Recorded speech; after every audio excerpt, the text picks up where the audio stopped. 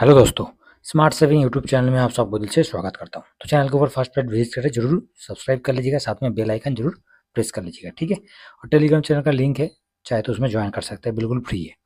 तो और जिस तरीके से मार्केट में मूवमेंट होते हुए दिखाई दिया मॉर्निंग के बाद, डेढ़ से लेकर पौने दो के बाद जो मार्केट ने जिस तरीके से पैनिक हुआ है, तो टाइम उस टाइम हमारा पोर्टफोलियो किस तरीके से मूवमेंट था, कितना नेगेटिव में था, तो उसके ऊपर बेस करके एक डाइवर्सिफिकेशन जो हम ईटीएफ में ट्रेड कर रहे हैं, तो एक अच्छा हेजिंग के साथ पोर्टफोलियो बनाना बहुत ज़रूरी है। तो उसी के ऊपर हम डिस्कस कर रहे हैं, और ये जो 5-6 ईटीएफ के बारे में डिस्कस करेंगे, ये आपका खुद का पोर्टफोलियो पे होने से, जैसे मैं अपना टेलीग्राम पे देते रहता हूँ, मेरा पोर्टफोलियो में आज इतना परसेंट डाउन है, इतना परसेंट अप है, तो उस तरीके से आपको भी सुकून मिलेगा। मार्केट कितना भी डाउन हो जाए, बाद में तो अच्छा खासा रिकवर होते हुए दिखाई दिया, बहुत बढ़िया। मतलब दिखा जाए तो आज का मार्केट में एक बहुत ही अच्छा सा रिकवर हुआ है, ये 264, तो ये तो दिखाई दे रहा है, मतलब 280 270 के ऊपर ही ऑलरेडी अच्छा खासा 1.10% का मूवमेंट, वो भी 1:35, 1:40 के बाद बिल्कुल 3:30 तक बहुत अच्छा, मतलब एक तरफा मूवमेंट हुआ है।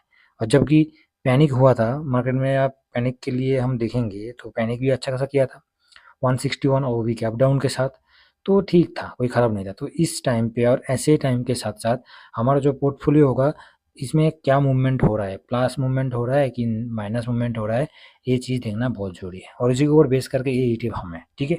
उसी के ऊपर बेस करके ये 6 ईटीएफ है, जो कि पोर्टफोलियो में ना मार्केट में क्या हो रहा है, ना मार्केट में कुछ नेगेटिविटी चल रहा है, कुछ पॉजिटिविटी चल रहा है, उससे कोई मतलब नहीं रहना है। उस जगह पर मार्केट कितना भी डाउन हो जाए, पोर्टफोलियो कम से कम आपका कुछ ना हो, तो कुछ ना हो तो 0.05% आप रहना ही है।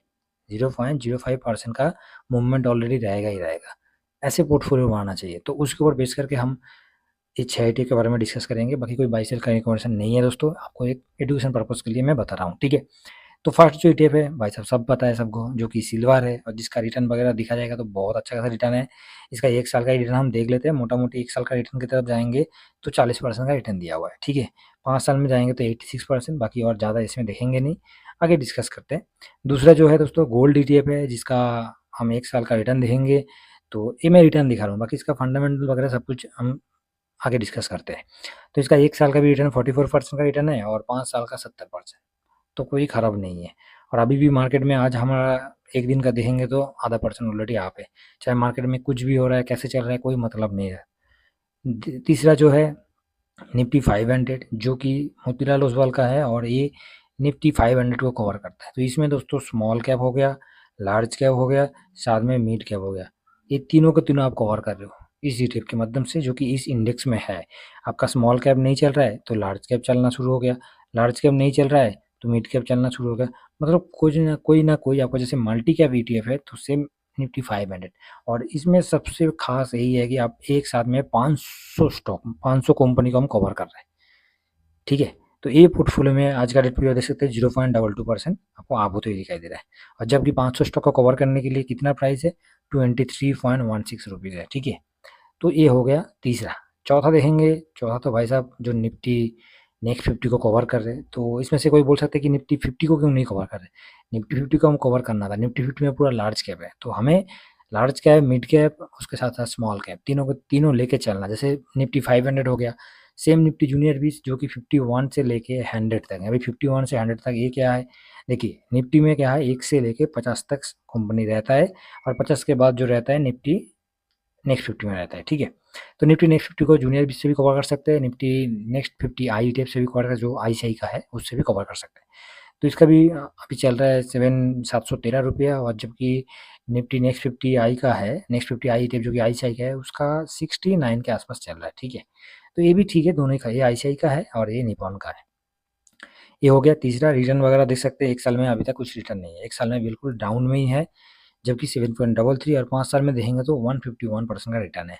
तो 5 साल का आपका एवरेज किया जाए तो 5 3 15, ठीक है, मतलब 30% का सालाना आपको रिटर्न देते हुए दिखाई दे रहा है इस ईटीएफ के माध्यम से, ठीक है। उसके बाद जो होता है 5 नंबर अपना ईटीएफ है, तो 5 नंबर में हमने रखा यूएस का, जो नैस्डैक 100 को कवर करता है। क्योंकि अभी का टाइम पे दिखा जाए तो गोल्ड डाउन हो रहा था, इंडिया का इक्विटी मार्केट डाउन हो रहा था, तो यूएस का मार्केट आपको अप होते हुए दिखाई दिया था। और इसमें हमने चाइना, आप बोल सकते हो कि चाइना को क्यों ऐड नहीं किया, तो किया नहीं हमने चाइना, आप चाहे तो आप कर सकते हो, हमें नहीं करना, इसलिए हमने ऐड नहीं किया, ठीक है। तो गोल्ड भी डाउन हो रहा है, इक्विटी में इंडिया मार्केट डाउन हो रहा है, तो उस जगह पर यूएस मार्केट हमें अच्छा खासा रिटर्न दिया, जो कि मैंने टेलीग्राम पे ऑलरेडी दे दिया था। ठीक है, तो इसका भी रिटर्न हम देखेंगे, 1 साल में आपको 35% का रिटर्न दिया हुआ है और 5 साल में 144, तो बहुत बढ़िया रिटर्न दिया हुआ है। उसके बाद लास्ट जो मतलब इस ईटीएफ का बारे में जितना बोला जाए कम है, ये इंडिया डिफेंस सेक्टर को कवर कर रहा है और साथ में ज़्यादा पुराना भी नहीं है। हम 1 साल का इसका रिटर्न देखेंगे तो 11% का रिटर्न है। ओवरऑल 1 साल का रिटर्न आपको कुछ भी नहीं है, मगर ड्यूरिंग ईयर में जाने के बाद 19%, 6 मंथ में जाने के बाद आपको 31%, 1 महीना जाने के बाद आपको ऑलरेडी 11% डाउन है। जबकि 6 मंथ में इसने बहुत बढ़िया रिटर्न दिया था, जो कि उम्मीद से भी ज़्यादा। आप देख सकते हैं A68, ये तो नॉर्मली दिखा जाएगा तो 70, ये तो मैं गूगल से निकाल रहा हूँ इसलिए इसका 77 अभी दिखा रहा है। ठीक है, तो मोटा मोटी इसका 80 के आसपास इसने रिटर्न दिया था, 80 के आसपास, 80% के आसपास रिटर्न दिया था, बहुत बढ़िया रिटर्न दिया है। और डिफेंस सेक्टर में अब जिस तरह से मूवमेंट हो रहा है, जिस तरह से ऑर्डर भी मिल रहा है और डिफेंस को जिस तरह से मजबूती किया जा रहा है, तो ये भी एक अच्छा अपॉर्चुनिटी होगा हमारे लिए। तो ये 6 ETF है, इसका पूरा फंडामेंटल मैं मोटा मोटी आप लोगों को इसका रिटर्न वगैरह दिखाया।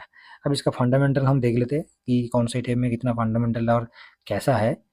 और फर्स्ट में आता है कि मून 100, जो कि यूएस का है, और इसका आप देखोगे तो इसका जो है मार्केट कैप है, बहुत ही बढ़िया मार्केट कैप है, कोई छोटा मोटा मार्केट कैप नहीं है, 6285 करोड़ का मार्केट कैप है। और शायद में इसका जो 2011 में इसका फाउंडर हुआ था। और इसका बाकी एक्टिविटी की तरफ जाएंगे तो आप देख पा रहे हो कि इसका एक्टिविटी तो ठीक ठाक ही है, बहुत ही इतना खराब नहीं है। मगर जैसे ही इसका हम और भी एक्सपेंस रेशियो की तरफ जाएंगे तो आप देखिए इसका एक्सपेंस रेशियो क्या है। एक सेकेंड, इसका थोड़ा सा ऊपर कर लेते हैं। तो इसका एक्सपेंस रेशियो तरफ जाएंगे तो इसका एक्सपेंस रेशियो 0.58, ठीक है, बहुत बढ़िया है। और साथ में ट्रैकिंग हीरो देखेंगे तो ट्रैकिंग हीरो आपको इस जगह पर 0.1% का, मतलब 10% का ट्रैकिंग हीरो है। तो ओवरऑल देखा जाएगा तो कोई इतना ख़राब नहीं है, बहुत ही बढ़िया है ये। और साथ में सबसे मेन चीज़ है कि हम यूएस का इंडेक्स को कवर कर रहे हैं इसके माध्यम से, ठीक ठाक है। और भी 2 यूएस का इंडेक्स के लिए 2 है, मफांग मास्टॉक, जो कि S&P 500 को कवर कर रहे हैं और एक फैंग इंडेक्स को कवर कर रहे हैं, तो उससे अच्छा ये ठीक है। ठीक है, तो मेरे हिसाब से ये ठीक है, तो इसलिए मैं इसका डिस्कस कर रहा हूँ। चलिए आगे बढ़ते हैं। तो ये तो हो गया, मोटा मोटी आपको समझ में आ गया कि इसका मार्केट कैप से लेके इसका ट्रैकिंग वगैरह जो है एक्सपेंस रेशियो ठीक ठाक ही है। बाकी पी वगैरह भी चेक कर सकते हैं, जैसे पी वगैरह भी आप उसका, और आपको लग रहा है कि इसका मेरे को वॉल्यूम देखना है कि इसका वॉल्यूम कैसा है, इसका वेटेज कैसा है, तो उसमें चेक कर सकते हैं। एनएससी का साइड में जाने के बाद आपको हर एक चीज़ मिलेगा, कैसे निकालना है, किस तरह से निकालना है, मैं ऑलरेडी हर एक वीडियो में बता रखा हूँ।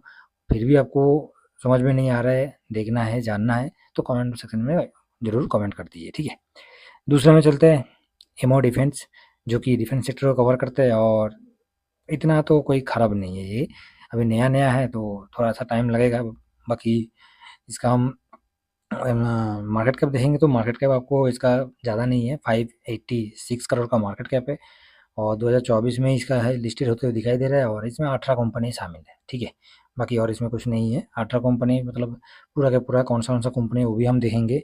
और साथ में इसका एक्सपेंस रेशियो की तरफ देखेंगे तो 0.41 है और ट्रैकिंग एरर 0%, अभी तक नॉर्मल ही है, मतलब नया है तो इसलिए नॉर्मल है। ठीक है, अगर स्टॉक का वेटेज की तरफ देखेंगे, हाँ हाँ, स्टॉक का वेटेज देखेंगे तो इसमें एचएल जो है सबसे ज़्यादा वेटेज लेके चलते हुए दिखाई दे रहा है आपको। वेटेज की तरफ देखेंगे तो वेटेज आपको मोटा मोटी इसमें, जो कि एचएल का वेटेज सबसे ज़्यादा है 19.89, उसके बाद सोलर इंडिया पहले जो था इसका वेल का है, वेल का इसमें नहीं शो कर रहा है। ठीक है, तो वेल का भी इसमें वेटेज अच्छा खासा लेके चल रहा है, हाँ ये आ गया ऊपर में ढक गया था।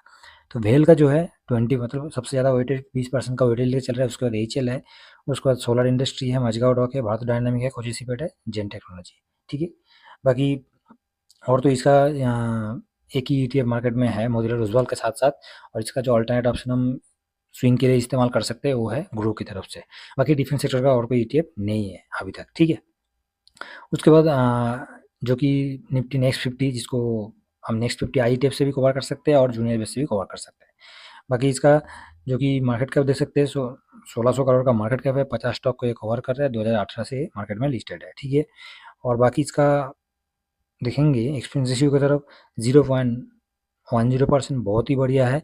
ट्रैकिंग एरर भी ठीक ठाक है 0.07%। ठीक है, कोई ख़राब नहीं है। और साथ में हम और थोड़ा देख लेते हैं इसका वेटेज की तरफ, कौन सा स्टॉक है तो हमने देख लिया, 50 स्टॉक है। और साथ में इसका जो कि सबसे ज़्यादा वेटेज इसमें ले रखा है इंडिगो ने, ठीक है।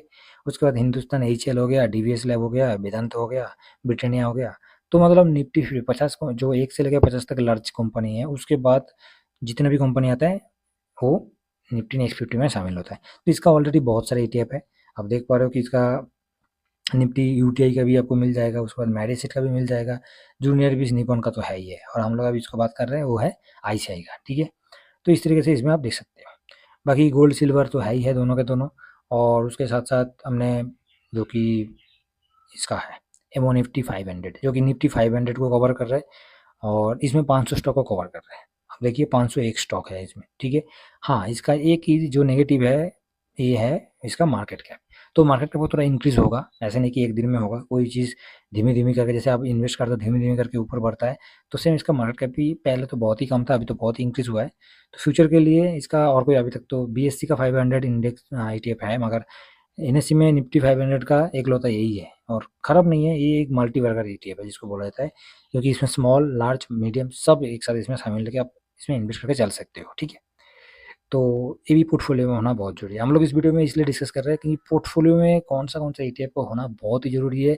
ना इसमें कभी बेचने के लिए ना सोचना है, ना बेचने के लिए कोई कभी सेल ऑर्डर प्लेस करना है। इसमें बाई करके रखना है, और हमेशा बाई करते-करते अपना इसमें बाई करते ही रहना है। इसका सेल का कोई मतलब नहीं है। सेल का कॉलम इसमें से दूर कर लीजिए, ठीक है। तो एक्सपेंस रेशियो जो है इसका 0.21% है, और ट्रैकिंग एरर 0%, ठीक है। बाकी इसका होल्डिंग वगैरह तो आप देख पा रहे हो कि इसका holding HDFC, ICI, Reliance, Infosys, Bharti Airtel, उसके बाद एलटी, आईटीसी, टीसीएस, इसका होल्डिंग भी बहुत बढ़िया है, और इसका कोई अभी तक ऑल्टरनेट तो कोई ईटीएफ नहीं है, ठीक है। तो आशा करता हूँ ये जो हमने डिस्कस किया 6 ईटीएफ, जो कि आपके सामने, एक तो सिल्वर हो गया, एमओ डिफेंस हो गया, निफ्टी नेक्स्ट 50 हो गया, मून 100 हो गया, गोल्ड बीच और निफ्टी 500, ठीक है। ये 6 ईटीएफ आपका पोर्टफोलियो में होना ही चाहिए। जब ये 6 ईटीएफ आपका पोर्टफोलियो में होगा, आपका पोर्टफोलियो कितना भी गिर जाए, मतलब पोर्टफोलियो सॉरी, मार्केट में निफ्टी कितना भी गिर जाए, पोर्टफोलियो इतना गिरने का हिम्मत नहीं है। जो कि मैंने इसीलिए डेली का मैंने बताता हूँ टेलीग्राम के ऊपर कि मेरा पोर्टफोलियो में इतना % अप है, इतना % डाउन है, आज पोर्टफोलियो में नॉर्मल न्यूट्रल है। देख के ही पता चल जाता है क्या हो रहा है मार्केट में, क्या नहीं हो रहा है। बीच में जब मार्केट में निफ्टी की तरफ हम देखेंगे, तो बीच में निफ्टी ने कुछ भी ज़्यादा इतना मूवमेंट नहीं था। निफ्टी की तरफ देखेंगे तो आप देखिए 11 बजे के बाद मार्केट ने 1 बजे तक कुछ भी मूवमेंट नहीं किया। मतलब इस जगह पर क्या चल रहा था, कुछ किसी चीज़ का इंतज़ार हो रहा था, किसी चीज़ का वेट किया जा रहा था। उसके बाद सडनली 1 बजे के बाद गिरना शुरू हुआ। उसके बाद जैसे ही पौने 2 बजे के आस-पास मार्केट ने रिकवर किया। तो जब ये ऐसे हरकत होता है, तो ऐसे नॉर्मल साइडवेज़ होता है, तो आपको आपका पोर्टफोलियो देख के तुरंत पता चल जाएगा कि आज को अभी कुछ नहीं हो रहा है। तो मैंने टेलीग्राम पे ऑलरेडी दिया। जब ऐसे पैनिक हुआ है, तब लग रहा था कि हाँ भाई साहब, अभी थोड़ा मार्केट में मज़ा आ रहा है, पैनिक हुआ है। क्योंकि पैनिक होने से तभी मज़ा आता है, तब तो खरीदारी भी, एसआईपी कुछ भी कहीं भी करते रहेंगे, ठीक है। तो इसलिए ये 6 ईटीएफ पोर्टफोलियो में होना बहुत ही ज़रूरी है। बाकी देखिए दोस्तों, मैं अपना पोर्टफोलियो तो बनाते हुए चल रहा हूँ, मैं अपना पोर्टफोलियो ऑलरेडी बना रहा हूँ, और मेरा पोर्टफोलियो में 6 ईटीएफ हमेशा ही है और हमेशा ही रहेगा, ठीक है। तो आशा करता हूँ इस वीडियो में जो हम चीज़ डिस्कस करने वाले थे, जो चीज़ डिस्कस की है, आशा करता हूँ आपको थोड़ा बहुत तो समझ में आ गया होगा, ठीक है। तो चलिए नेक्स्ट वीडियो में मिलते हैं। वीडियो पसंद आए तो लाइक कर दीजिएगा, बाकी दोस्तों लोगों के साथ मन किया तो शेयर भी कर दीजिए, ठीक है। चलिए, थैंक यू वेरी मच। जय हिंद, जय भारत।